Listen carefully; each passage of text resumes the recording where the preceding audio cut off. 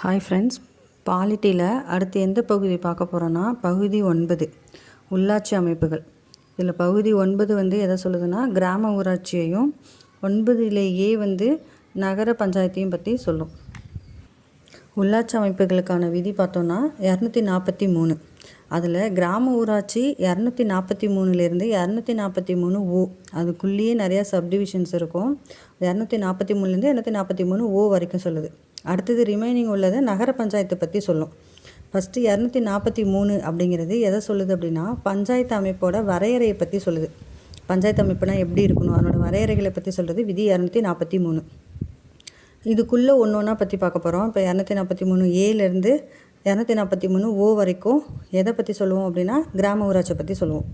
இதில் ஒவ்வொன்றும் இப்போ கேட்க ஆரம்பிச்சிட்டாங்க. முதல்ல 243 மட்டும்தான் கேட்டுட்டு இருந்தாங்க. இப்போ 243A எதை சொல்லுது, B எதை சொல்லுது, C எதை சொல்லுதுன்னு இப்போ டெப்த்தாக கேட்க ஆரம்பிச்சிட்டாங்க. ஸோ ஒன்று ஒன்றா நம்ம பார்க்கலாம். ஃபஸ்ட்டு 243A எதை சொல்லுது அப்படின்னா கிராம சபை கூட்டம். கிராம சபை கூட்டம் நடக்கும் இல்லையா, அதை பற்றி சொல்கிறது விதி 243A. B எதை சொல்லுதுன்னா பஞ்சாயத்து அமைப்போடைய ஸ்ட்ரக்சர்ஸ் அமைப்பை பற்றி சொல்லுது. C எதை சொல்லுதுன்னா அதில் உள்ள உறுப்பினர்களை பற்றி சொல்லுது. 243 D அதில் இடஒதுக்கீடு கொடுப்பாங்க இல்லையா, பெண்களுக்கான இடஒதுக்கீடு, கம்யூனிட்டிக்கான இடஒதுக்கீடு. ஸோ அதை பற்றி சொல்கிறது 243D. 243E பதவிக்காலம், எவ்வளோ இயர்ஸ் அவங்க பதவியில் இருப்பாங்க அப்படிங்கிறத பற்றி சொல்கிறது 243E. 243F என்னன்னாக்கா தகுதி இழப்பு, என்ன ரீசனுக்காக அவங்கள தகுதி இழப்பு செய்வாங்க அப்படிங்கிறது 243F. 243G கிராம ஊராட்சியோட அதிகாரமும் அதனோட பொறுப்புகளும் என்னென்னங்கிறது 243 G. H என்னன்னாக்கா வரி விதிப்பு, என்னென்ன வரியெல்லாம் கிராம ஊராட்சியெல்லாம் விதிப்பாங்க அப்படிங்கிறத பற்றி சொல்கிறது 243 H.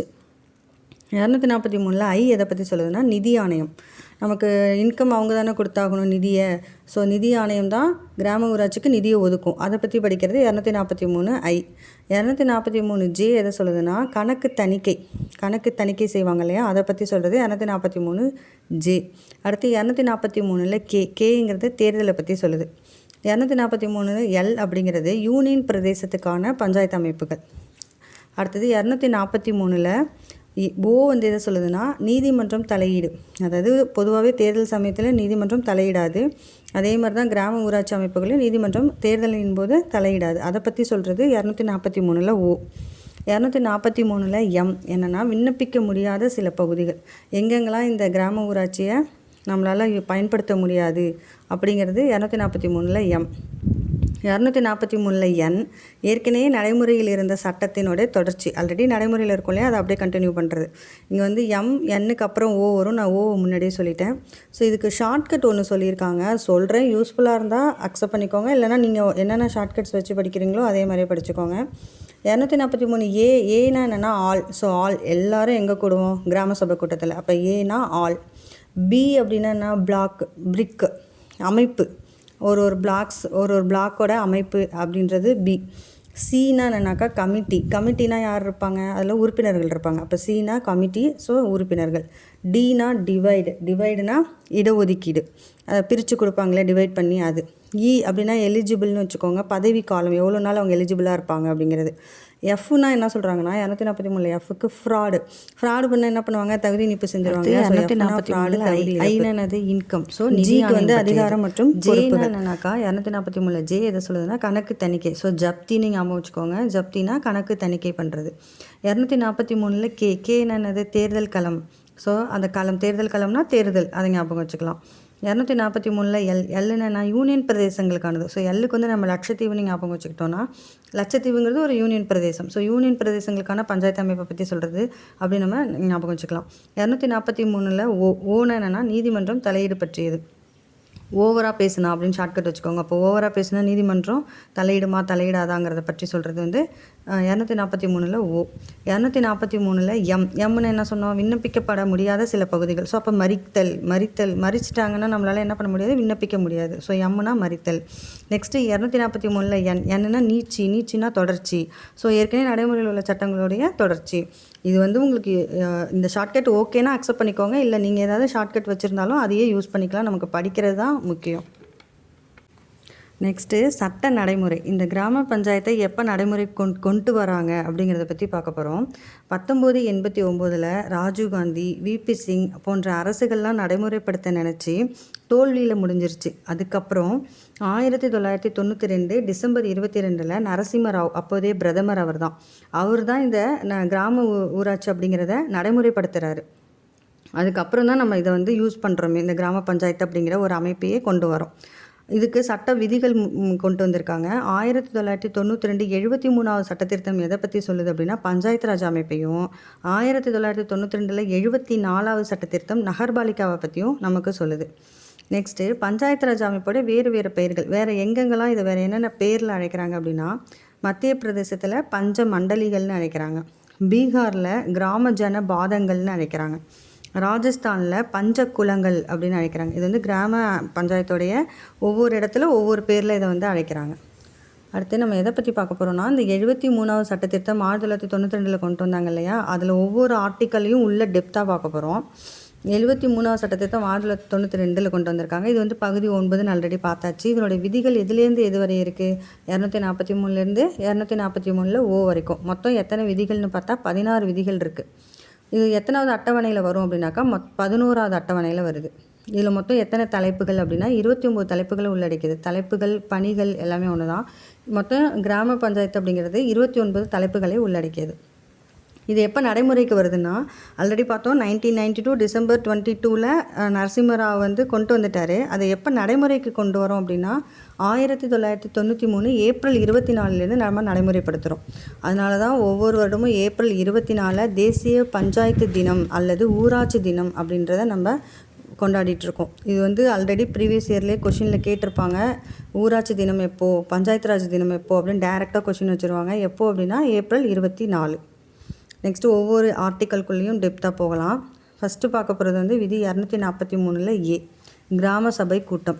கிராம சபை கூட்டம் ஒவ்வொரு கிராமங்களும் அந்த மக்கள் அனைவரையும் உள்ளடக்கிய ஒரு நிரந்தரமான ஒரு கிராம சபையை கொண்டது. இது வந்து ஒரு நிரந்தரமான அவை. இந்த அவையை வந்து கலைக்க முடியாது. ஊராட்சி மன்ற தலைவர் தான் இந்த கூட்டத்துக்கு தலைமை ஏற்று நடத்துவார். அதாவது ஊர் தலைவர்னு சொல்லுவாங்க இல்லையா, ஒவ்வொரு கிராமத்துக்கும் ஒரு ஊர் தலைவர் இருப்பார். அவர் தான் இந்த கிராம சபை கூட்டத்தை தலைமையேற்று நடத்துகிறவர் ஊராட்சி மன்ற தலைவர் தான்.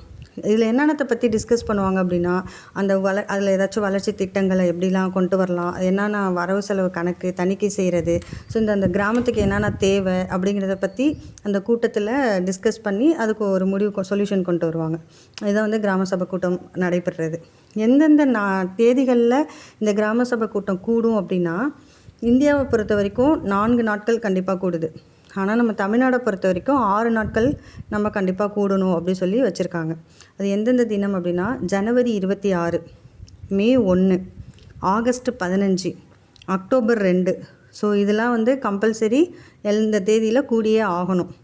அடுத்தது தமிழ்நாட்டில் எக்ஸ்ட்ரா 2 டேட்டை ஆட் பண்ணியிருக்காங்க. ஒன்று வந்து மார்ச் 22, இன்னொன்று வந்து நவம்பர் 1. மார்ச் 22ங்கிறது உலக தண்ணீர் தினம். ஸோ அந்த டேட்டையும் நவம்பர் 1ங்கிறது உள்ளாட்சி தினம். ஸோ இந்த 2 டேட்டையும் 2022 நம்ம நடைமுறையில் இருக்குது. ஸோ மொத்தம் தமிழ்நாட்டில் இந்த 6 நாள் கண்டிப்பாக கூடணும். அது இல்லாமல் தேவைப்படுது அப்படிங்கிறப்ப மற்ற நாட்களையும் கிராம சபைகளை கூட்டிக்கலாம். அடுத்து 243 பீனா ஆல்ரெடி பார்த்தோம், அமைப்பு, பஞ்சாயத்தோடைய அமைப்பு. 3 வகையான அமைப்பு வந்து பஞ்சாயத்து ராஜில் இருக்குது. ஒன்று வந்து கிராம பஞ்சாயத்து, இன்னொன்று வந்து இடைநிலை பஞ்சாயத்து, இன்னொன்று வந்து மாவட்ட பஞ்சாயத்து அப்படின்னு சொல்லிட்டு ஒரு 3 வகையான அமைப்பு வந்து பஞ்சாயத்தில் காணப்படுது. நெக்ஸ்ட்டு பார்க்குறது 243 சீனா உறுப்பினர். இதில் தேர்ந்தெடுக்கப்படுற உறுப்பினர் எப்படின்னா நேரடியாக தேர்ந்தெடுப்பாங்க. மக்களே நேரடியாக வாக்களித்து தேர்ந்தெடுக்கிறது தான் இந்த உறுப்பினரோடைய தகுதி. அடுத்து 243 இடஒதுக்கீடு. இடஒதுக்கீடு மாநில சட்டமன்றம் தான் இடஒதுக்கீடை முடிவு செய்கிறது. ஓகேவா, இந்தியாவில் 3ல் 1 பங்கு பெண்களுக்கு இடஒதுக்கீடு கொடுக்குறாங்க. ஆனால் தமிழ்நாட்டில் 2016க்கு அப்புறம் இந்த உள்ளாட்சி தேர்தலில் 50% இடஒதுக்கீடு கொடுக்குறாங்க. ஏன் அப்படி பெண்களுக்கு இதில் மட்டும் 50% இடஒதுக்கீடு அப்படின்னா 2011 ஒரு தேர்தல் நடந்துச்சு. அந்த தேர்தலில் 38% பெண்கள் தான் வெற்றி பெறுறாங்க. ஸோ பெண்கள் அதிகமாக வெற்றி பெறதுனால 2016க்கு அப்புறம் வர தேர்தல்களில், உள்ளாட்சி தேர்தல்களில் பொறுத்த வரைக்கும் பெண்களுக்கு எவ்வளோ சதவீதம் இடஒதுக்கீடுனா 50% இடஒதுக்கீடு. இது வந்து உள்ளாட்சி தேர்தலுக்கு மட்டும்தான் 50% இடஒதுக்கீடு. மற்ற தேர்தல்களுக்கெல்லாம் 3ல் 1 பங்கு தான்.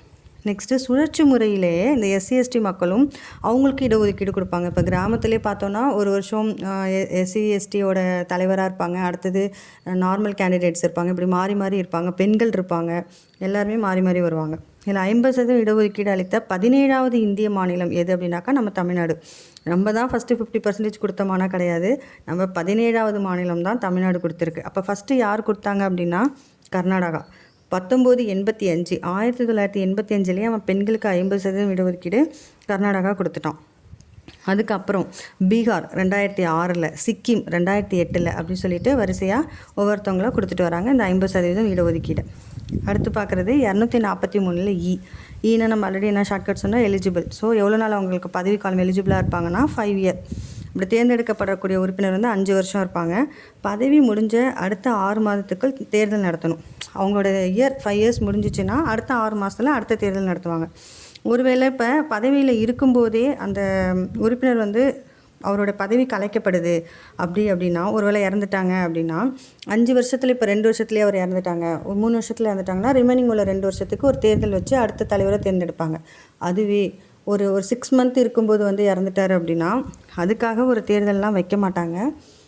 அந்த 6 மந்த்துக்கு தலைவரே இருக்க மாட்டாங்க. அப்படியே அந்த 6 மந்த்து போயிட்டு நெக்ஸ்ட்டு திருப்பி தேர்தல் ஃபஸ்ட்லேருந்து கண்டக்ட் பண்ணி அடுத்த 5 வருஷத்துக்கு அடுத்த புது தலைவர் வந்து தேர்ந்தெடுக்கப்படுவார். அப்படி நடுவில் தேர்ந்தெடுக்கப்படுறாரு இல்லையா, ஒரு 3 வருஷம் ஒருத்தர் இருக்கார், அவர் இறந்துட்டார், அதுக்கப்புறம் ஒரு தேர்தல் வைக்கிறாங்கன்னா அவர் அடுத்த 5 வருஷம் இருப்பாரானா அப்படி கிடையாது. இந்த ரிமைனிங் அவர் பார்த்ததில் மீதி எத்தனை வருஷம் இருக்கோ அதை தான் புதுசாக தேர்ந்தெடுக்கப்பட்ட தலைவர் அந்த பதவி காலத்தை பார்ப்பார். அடுத்து 243 எஃப்னா என்ன சொன்னோம், ஃப்ராடு பண்ண என்ன சொல்லுவோம், தகுதி இழப்பு பண்ணிடுவாங்கன்னு பார்த்தோம். அப்போ எஃப்னா தகுதி இழப்பு. எதுக்கெல்லாம் தகுதி இழப்பு செய்கிறாங்க அப்படின்னா, இப்போ இதில் இந்த தேர்தலில் போட்டியிடுறதுக்கு வயது வரம்புன்னு ஒன்று இருக்கும் இல்லையா, எத்தனை வயது நிரம்பினா இந்த கிராம பஞ்சாயத்து தேர்தலில் போட்டியிடலாம் அப்படின்னா, உள்ளாட்சி தேர்தலில் போட்டியிடுறதுக்கு 21 வயது இருந்தாலே போதும். 21 நிறைவடைந்த ஒருத்தவர் உள்ளாட்சி தேர்தலில் பங்கேற்கலாம். சப்போஸ் 25 வயசு தான் காரணம் காட்டி நீங்கள் வேட்புமனு தாக்கல் செய்யக்கூடாது அப்படின்னு சொன்னால் அது வந்து கிடையாது. 25 வயது கிடையாது, இதுக்கு வந்து 21 வயது தான். கிராம பஞ்சாயத்தின் வாக்காளர் பட்டியலில் ஒரு பெயர் இருக்கணும். இப்போது இந்த தேர்தலுக்கு மட்டும் நம்ம வாக்காளர் பட்டியலில் எங்கே நம்ம பேர் இருக்கோ அந்த பஞ்சாயத்தில் தான் நம்ம போட்டியிட முடியும்.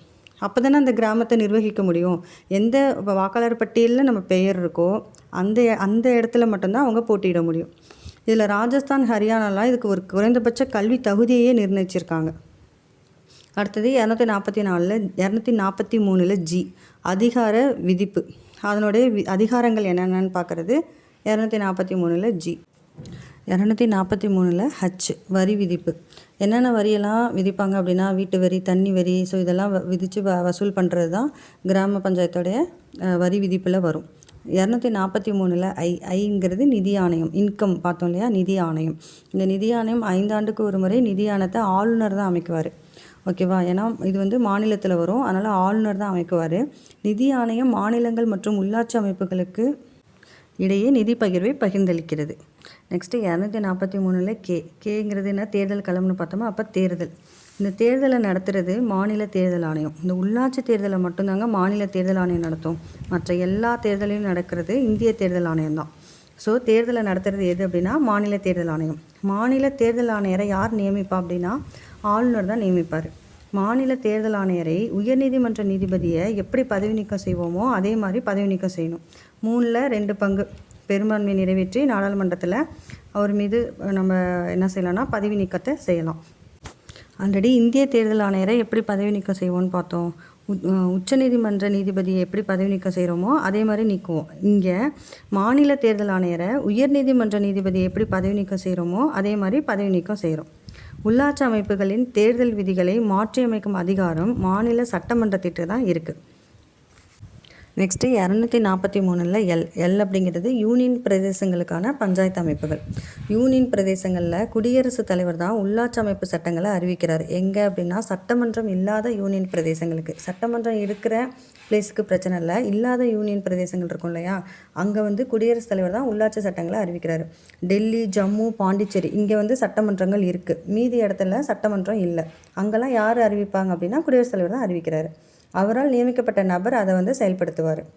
நெக்ஸ்ட்டு 243 எம்னா பொருந்தாது. எங்கெங்கெல்லாம் இதை வந்து நம்ம பொருத்த முடியாது, எங்கெங்கெல்லாம் இல்லை அப்படின்னா இந்த உள்ளாட்சி அமைப்புகள் நாகாலாந்து, மேகாலயா, மிசோரம், மணிப்பூரோடைய மலைப்பகுதிகள், மேற்கு வங்காளத்தோடைய டார்ஜிலிங், கோர்கோ இங்கெல்லாம் வந்து உள்ளாட்சி அமைப்பே கிடையாது. அருணாச்சல பிரதேசத்தில் பட்டியலினத்தவர்களுக்கான இடஒதுக்கீடு கிடையாது. இதெல்லாம் வந்து பொருந்தாத பகுதிகள். கடைசியாக 243 ஓ பார்க்குறோம்.